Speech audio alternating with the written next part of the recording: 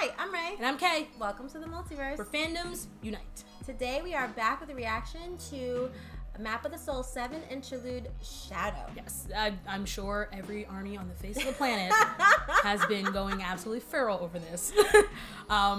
This is the highly anticipated album for BTS, as most people already know. This really doesn't need an introduction. There's like no intro needed. I've been dying to do a new BTS, and I'm really, really excited that they're coming back out with another album in February. So this is the first comeback trailer. It's not necessarily the song that we know of because they've been kind of vague in what they're presenting.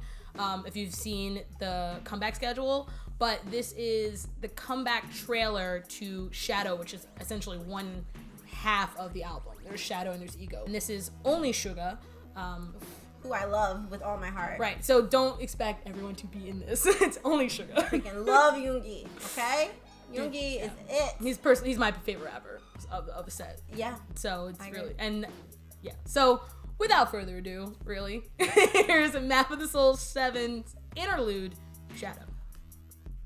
It's a mouthful. It is. I couldn't even get BTS in there. I think I'm just gonna say 7 from now on. There's really no point in all that other madness. But yeah.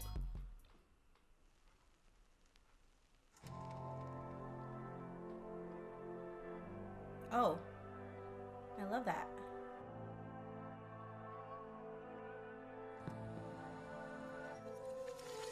I wanna be rocked. I wanna be the top. I wanna be the rockstar.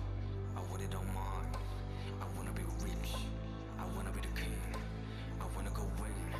I wanna be rocked. I wanna be the top. I wanna be rocked. I want it on mine. I wanna be rich. I wanna be the king. I wanna be me. I wanna be king. I got a big dream. Yeah, ooh, 매일 설레지 내가 어디까지 가지. 정신없이 달리다 보니 어느새 여기까지 왔지. Yeah, 발 밑에 그림자. 고스톱 보니 더 커지잖아. 도망쳐봐 다 따라오는 저 빛과 비례하는 내 그림자. 두려워 로그나는 게 난 무섭지. 아무도 말 안 해줬잖아. 여기가 얼마나 외로운지 말여. 나의 도약은 추락이 될 수 있단 걸. 이제 알겠어 때론 도망이 타선이란 걸. 사람들은 뭐 말하지 저 빛으로 찬란한 내 근데 내 그림자 되는 더 커져 나를 삼킬 괴물이 돼. 저 위로 또 위로만 가다 보니 여긴 어지러워 더 위로만 가는 시로 무사히 바람대로 높게 날고 있는 순간 저 내려지는 빛에 더 커진 그림자. Please don't let me shine, don't let me down, don't let me fly. 이제는 두려워 가장 밑바닥에 나를 마주하는 순간 공교롭게도 여기 창문이잖아. Please don't let me shine, don't let me down, don't let me fly. 이제는 무서워 don't let me shine. I wanna be the top. I wanna be a rockstar. I want it on mine. I wanna be rich. I wanna be the king. I wanna go win. I wanna be left. I wanna be the top. I wanna be a rockstar. I want it on mine. I wanna be rich. I wanna be the king. I wanna be me. I wanna be. 그래 나는 너무 너는 나야 이제 알겠니. 그래 너는 나고 나는 너야 이제 알겠지. 우리의 몸을 넣고 너는 너를 즐겨줘. 너는 절대 나를 떼어낼 수 없어 알겠지. 떼어낼 수 없어 누가 너를 하든지. 인정하는 게 더 편안하겠지. 성공 혹은 실패 어디든지. 꿈을 칠 수 없어 어디 가든지. 나는 너고 너는 나야 알겠니. 너는 나고 나는 너야 알겠니. 우린 한 몸이고 부딪히겠지. 우린 너고 우린 나야 알겠니.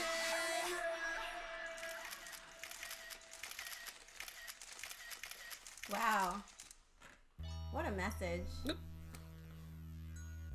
Wow. It's a lot. Wow. Like, first of all, like, Yoongi's rap style is so impeccable. Like, I'm trying to pay attention to the visuals in the video, but I'm also trying to read the lyrics, and his wordplay, his ability to really be vulnerable and express how he's feeling in the coolest way possible is like right. Like it's a really heavy message when you it really is when you go back and look at the lyrics. Yeah. Like, you know, it's the journey of, you know, heavy is the head that wears a crown. Mm-hmm. It's very lonely at the top. Like that that similar, I guess, theme that we hear in a lot of music from famous people who, you know, who make it and they go, you know, I always wanted to be here, and now that I'm here, it's like it's very different. It's very different up here. The air up here is a lot thinner than it is down low. So I think that's a really interesting theme to pick off of for an album, especially when you look at what BTS has done over the last couple of years, especially like you look at Boy With Love, you look at parts of the Love Yourself era where they're definitely much more hopeful themes and they're much brighter, and then you kind of get the first taste of BTS in a year is this. Well, we've also had really angry themes too. We've Right, had but- Tear, we've had like But that was 2 years ago. That So was you look at I'm just saying they've always been honest, I think, in their journey. Right. And there was a part of it that the struggle happened, right? First they came out as like against the system. Then they went through this whole period where they were striving for more, striving to be better, right? And then they went through this period where it was a comfortable period. They weren't quite on top, but they were climbing and people were getting to know them. So then you have songs like Boy With Love, that come out, and it's a very easygoing album, right? There's a period of I'm not gonna say happiness, but there's a period of calm, right? Before the storm. There's bright. It's been very bright. Yeah. Like their theme, the Love Yourself era, while it had its themes of struggling, at the end of the day was still a happy. That's why I didn't want to say happy, because there is a theme of struggle in there, but at the moral of the story is like at the end of the day you come out shining necessarily. You know what I mean? Like the microcosmos of the world, like where it's you leave with a very bright feeling. Like, you know what I mean? Like we didn't leave that concert being like, oh my struggles are killing me. It was like, you know what I mean? It was like I'm on a high. I'm on a cloud of. I'm on cloud nine. When we left that concert, I felt felt light and so uplifted. Free. Yeah, very uplifted from that concert. So this is quite a stark difference. But I think they're being honest about where they are in their lives right now. Yeah. And it's interesting to see because you do see all these groups and your fandom want you to be it. They want you to be the top. Really glad you brought up the fandom. Oh God. This one, because the way I interpreted this music video, it seems like it was a commentary on that. Ooh, like on the fandom. Yeah, I mean, you look at there were 6 faceless people in that hallway with Suga, but they all did have a very military type of clothing, and they seem to be chasing after him. And then you have all the people in the crowd with their phones up looking at him as he's highly elevated. But then the reason why I bring this up is the second half of the song, when it starts to get a little angrier, when it starts to get a little more dark, it's when he's in the crowd and he's saying, I'm a part of you, you're a part of me, we might clash but we are the same body. I took that to mean like he was singing it as a fan. Like it wasn't Suga the entire time. It was Suga was rapping the first part, he's talking about him being on top, and then all of a sudden it's the I don't want to say angry mob, but it's the army part. It's the army part, and it's like, we're a part of me, you can't get rid of us, you can't escape us. Every fandom has that. I think the reason why I like this so much, and the reason why I like Suga kind of rapping this, is it shines the light on it. Yeah. Like, there have been criticisms of of groups who don't recognize their fandom and recognize the downsides to their fandom, because obviously they need them and they need their support, they need their money, but there's also some behaviors within it that are a little sketchy. And I think this is a really cool way to address it without completely vilifying them and saying, you know, like, y'all need to knock it off and calm down. I think it's just a really interesting way to put a mirror up to everything and say, show Army what they look like. Yeah. And I think that's really cool. And it's not to say that Suga's ungrateful for them. It's not to say that he hates them. It's just to say, like, you know, we're in this together. This is a symbiotic relationship now. Like, your fandom is a part of me, and we're gonna go through this together. And I love the lyric when he says, we may clash, but we're still in this together. And I think that's a really interesting kind of point to make as well, is like, you're not going to always agree with the things that we do, and you're not going to always agree with me and who I am, but, you know, we're on this road together. We're going to have to kind of get over that. And I think that scene of him having the camera in his face while he's on the stage, but also while he's on the ground with Army, like, I was a fan too. I've been there before, where I'm with you, and then you're looking up at me like I'm on this pedestal, and it's like, you know, he's like, it's almost like I'm still the same person. Do you know what I mean? And I think that people need to keep that in mind too when they idolize these idols. Like, they're people, and they do deserve a level of privacy.